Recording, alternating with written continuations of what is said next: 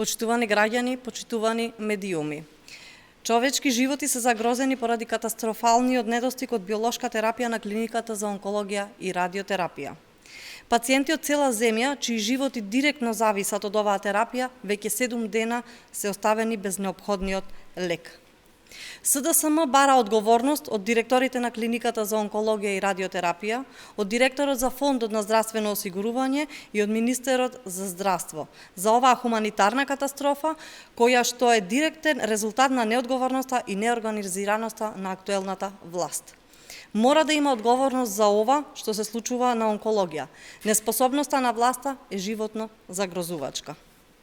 Неприфатливи се било какви изговори или оправдувања од власта за некакви административни процедури, зголемен број на пациенти, непланирано вклучување, промени во набавките и недоволен буџет. Целата одговорност е оние кои управуваат и менаџираат со клиниката и здравството. Нема изговори кога се работи за човечки животи. Факт е дека не си ја завршиле работата за која што се платени. Не бил превземен соодветен план за навремена набавка на лековите.